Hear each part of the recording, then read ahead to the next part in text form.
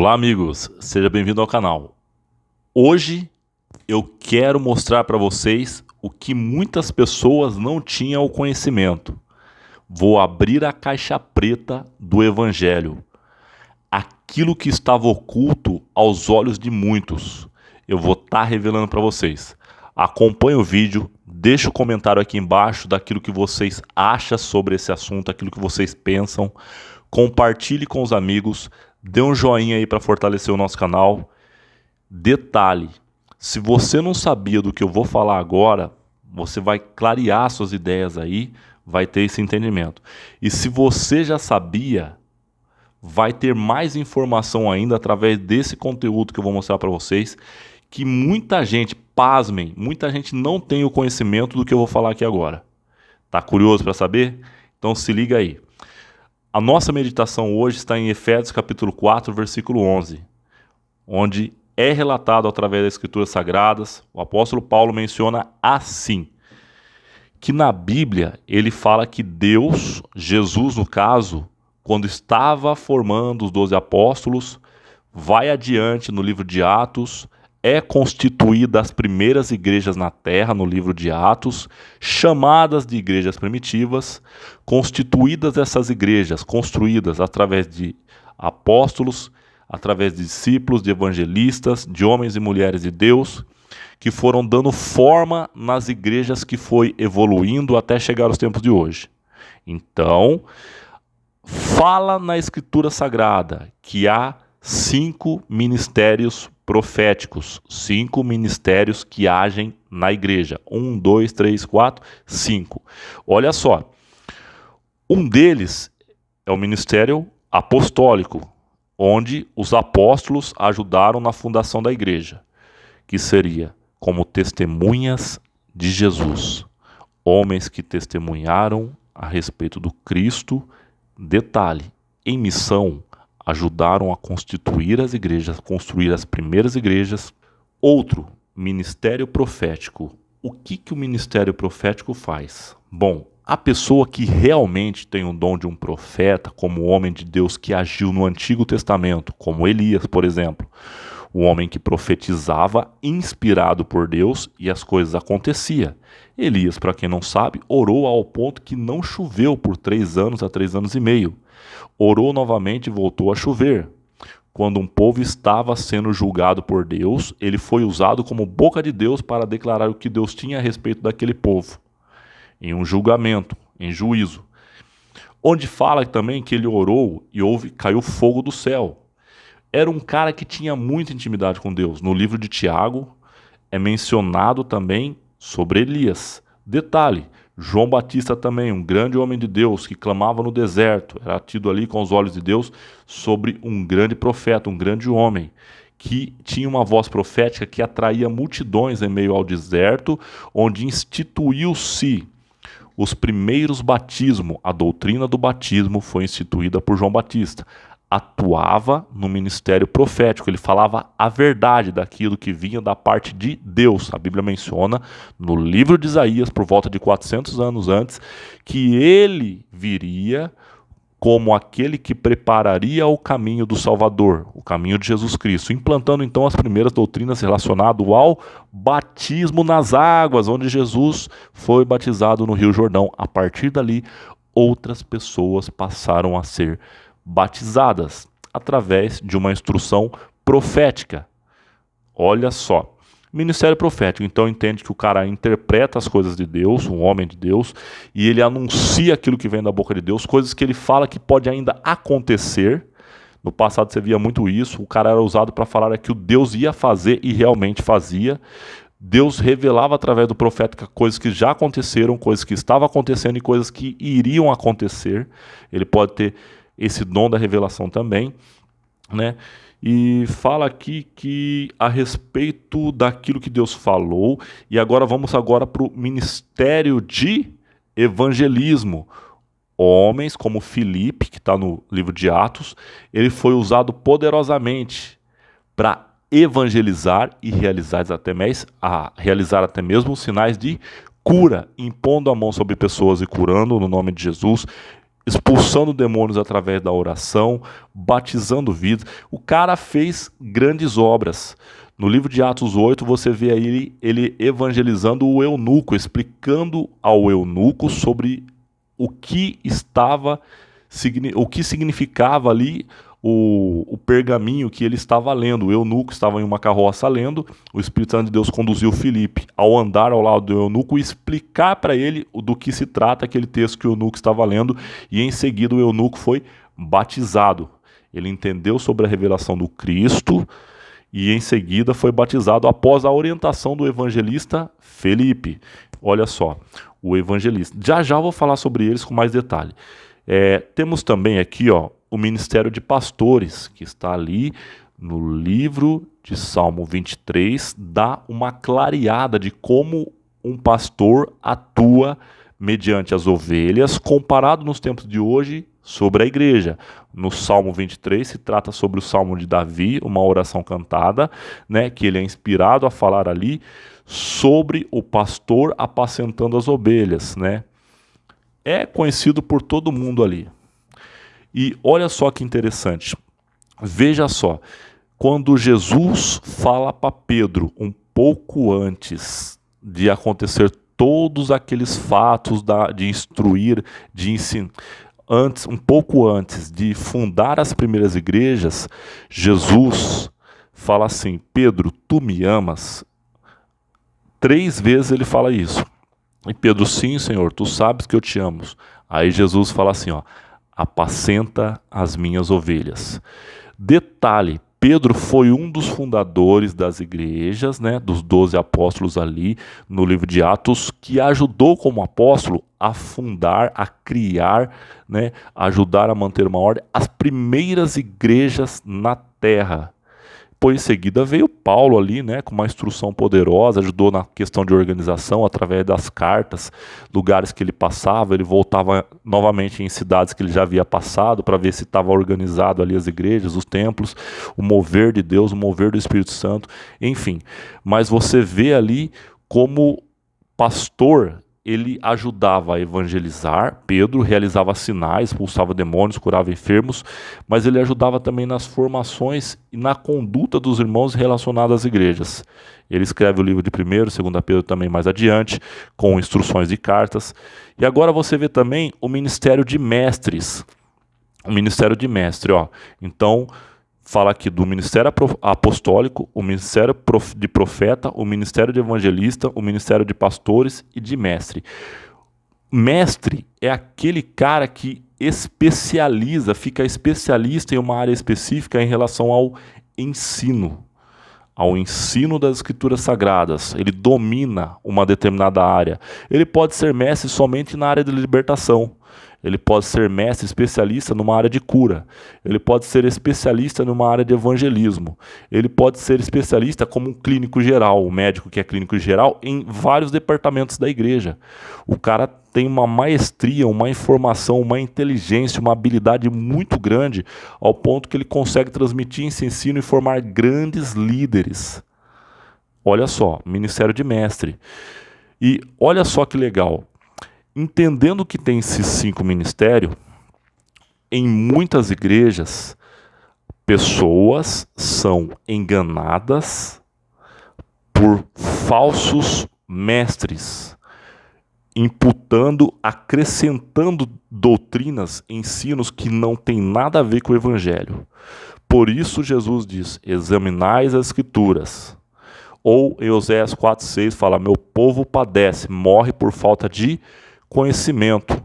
Mas o próprio Deus, Jesus lá na frente fala: conhecereis a minha verdade, e a verdade vos libertará, e verdadeiramente sereis livres. Então quer dizer que outras informações que a pessoa tinha na mente e no coração era tido para ela como sendo uma verdade. Mas com o passar do tempo, a ela conhecer verdadeiramente o Evangelho de Cristo, ela entende que aquilo que ela entendia ser verdade não passava de uma mentira, não passava de um engano. Aí ela conhece a verdadeira verdade.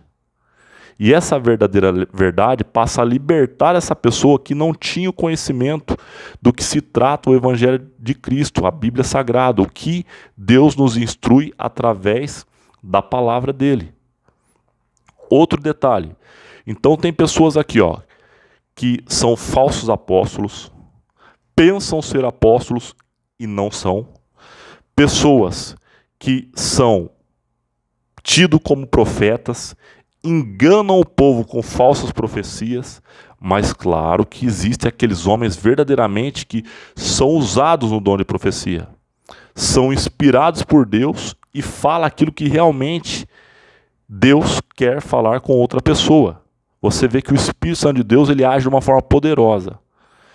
Outros são de fato evangelistas, outros semeiam mentiras e enganam no meio do povo, que em vez de usar uma informação boa para produzir o bem, acaba sendo enganada, persuadida e falando baboseira para as pessoas, enganando outras pessoas. Outros, que eu te falei também sobre mestres. O detalhe do mestre, que ele se torna especialista em uma área específica da igreja, ou num contexto geral, ele tem várias informações para conduzir a uma igreja, se tornando ela saudável. Ele passa uma informação poderosa, um conteúdo bom de edificação. Tem pessoas que são falsos mestres também. Utilizam de artimanhas e persuasão humana. Persuasão, ela consegue persuadir, ela consegue influenciar uma pessoa de uma tal maneira a fazer algo que seja errado, que a Bíblia chama de doutrinas de demônios, que ensinos que são contrários à palavra de Deus. Olha só. E existe, olha só a classificação que eu vou dar agora, é poderosa, ó. Existem pessoas que têm títulos de pastores, mas não atuam como pastores. Existem pessoas que têm títulos, são credenciados, são nomeados, elas são de instituições de igrejas, tidas como pastores. Só que detalhe, elas têm o título, mas só que não exercem o verdadeiro pastoreado, que é cuidar das pessoas. Assim, ó, Pastor Júnior, você está apontando o dedo para as pessoas? Não, eu estou tentando despertar o povo para que essas pessoas examinem mais quem verdadeiramente exerce o ministério pastoral. São pessoas que cuidam, têm um tato com as ovelhas. Prova disso, a essência de Cristo, a unção, ela já está sobre a vida da pessoa. As atitudes da pessoa, ela vai falar muito mais alto que as palavras. As palavras são uma consequência das atitudes dela. Então, ela passa a viver o que ela prega, ou ela prega também o que ela vive. Agora, o duro é a pessoa pregar aquilo que ela não vive. Aí se torna terrível. Então, procure examinar bem se a igreja que você está constituída, ela tem pastores que realmente ajudam as pessoas a ensinar o evangelho e a caminhar com essas ovelhas. Claro que existem também ovelhas rebeldes. Elas não querem seguir uma instrução ali própria daquilo que está escrito nas Escrituras Sagradas. Quando acontecer isso também, evite contenda com essas pessoas. Ninguém é obrigado a fazer nada. A gente orienta sobre o que fazer e como fazer. Mas a Bíblia menciona sobre ovelhas e bodes também. As ovelhas que, de certa forma, elas procuram ali realizar aquilo que está condizente à Escritura Sagrada e ela vai de bom grado praticar. E os bodes são aquelas pessoas que querem machucar as outras pessoas. Ela quer dar cabeçada, elas não são pacíficas. São pessoas rebeldes que ela não está nem aí nas questões das leis espirituais. Estou falando de pessoas que convivem em igrejas. Detalhe, né? Que Jesus, quando faz essa classificação sobre bodes e ovelhas, ele fala de pessoas que estão dentro da igreja. Então, se você já está inserido a um corpo, a um ministério, a uma igreja, procure não ser só ouvinte, mas sim praticante do evangelho. Você que tem um cargo de pastor ou pastora, procure com as palavras e atitudes realmente se importar com ovelhas, demonstrando um amor não fingido, um amor sincero. Por que Jesus fala para Pedro 3 vezes, Pedro, tu me amas? Aí Pedro, sim, Senhor, tu sabes que eu te amo, então apacenta minhas ovelhas. O amor que você tem para com Deus tem que ser demonstrado o amor para com as ovelhas. Você tratando bem as ovelhas, você está realizando ali a vontade do Pai, que era cuidar das ovelhas, para que elas sigam uma carreira, um plano terreno aqui de viver com Cristo, comendo do melhor dessa terra, tendo uma instrução, uma direção de Deus. Você, pastor, você tem que ter um tato com as suas ovelhas. Você tem que ter um amor, uma instrução, uma direção. Levar uma vida de oração. Levar uma vida que tenha jejum no decorrer da semana para mortificar a carne e fortalecer o seu espírito. A prática do evangelho, isso fará toda a diferença. Se alimentar dia e noite, como está em Josué capítulo 1, versículo 8 e 9. Meditar nessa lei dia e noite para que faça prosperar todos os teus caminhos. Se esforça-te, tenha bom ânimo. É o que diz a Escritura Sagrada. Olha o detalhe.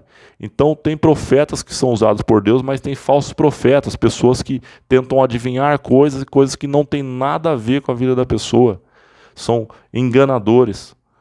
Isso você vai descobrir com o passar do tempo, de meses ou anos, você convivendo com a pessoa, você vai descobrir, essa pessoa de fato não tem nada a ver aquilo que ela está falando, não é Deus usando a vida dela, e outras vai falar, não, verdadeiramente é Deus usando a vida dela. Não é um título, uma credencial, uma carteirinha, que vai simplesmente demonstrar que aquela pessoa foi ungida por Deus para realizar algo. É muito importante ela ter um título, uma carteirinha, sim, de uma instituição, de uma organização, de uma igreja. De repente, para você conseguir entrar no hospital, de repente, para você exercer com ordem e decência um trabalho na sua igreja. É interessante, sim. Só que o que faz a diferença é ela viver aquilo que a Bíblia diz. Eu falei que abri a caixa preta aqui. Aí, o que acontece? Você vivendo isso, você está demonstrando a essência de Cristo que está dentro de você. A verdadeira essência do Evangelho de Cristo, que está relacionado a obras. A Bíblia fala, se você tem obra, mostre a sua fé com obras. Não que essa obra vai garantir a salvação, que é mediante a fé em Cristo Jesus. Você confessou, começou a praticar o Evangelho, literalmente, crer e for batizado será salvo, você está seguindo o caminho de Cristo. Ele falou, eu sou o caminho, a verdade é a vida, ninguém vai ao Pai a não ser por mim. Se você está seguindo o caminho de Cristo, a salvação é certa. Só que o detalhe, me mostra a sua salvação, que eu mostro a minha salvação com obras. As minhas obras, elas vão clamar, elas vão demonstrar realmente o que eu vivo. Não simplesmente o título. O título é só um detalhe de quem você é, o que você faz. A sua essência está no dia a dia, na prática. Então existem apóstolos, existem profetas, evangelistas, pastores, mestres, os que praticam o evangelho. Mas também existem aqueles que não praticam, que só exercem um cargo ministerial, que nesse cargo ministerial não possui a verdadeira essência do chamado. Muitos são chamados, mas poucos escolhidos. Os que decidiram viver aquilo que foram chamados por Deus, identificaram o que eles foram chamados para viver em Deus, essas pessoas vão se destacar em Deus. Essas pessoas, no grande dia, que chegar o momento de Deus arrebatar a sua igreja, vai se achegar diante de Deus, biblicamente falando, as obras delas serão passadas pelo fogo. Ao passar pelo fogo e não ser queimadas como palha, as obras, ao permanecer por uma espécie de provador, vai ter um provador, algo que vai provar se as suas obras foram dignas diante de Deus ou não. Aquelas que você fizeram para agradar a Deus ou aquelas que você só fez por interesse próprio. Aquelas que você fez e para Deus e agradou o coração de Deus, esse tipo de obras, a Bíblia menciona que vai fazer você ganhar um galardão das coisas boas que você realizou para Deus. Porque você exerceu o seu ministério com obediência, com graça, com a unção do Espírito Santo. E essas obras em Deus vão agradar o coração do Pai e vai fazer que você seja presenteado por aquilo que você fez para Deus. Você exerceu a verdadeira essência do seu chamado.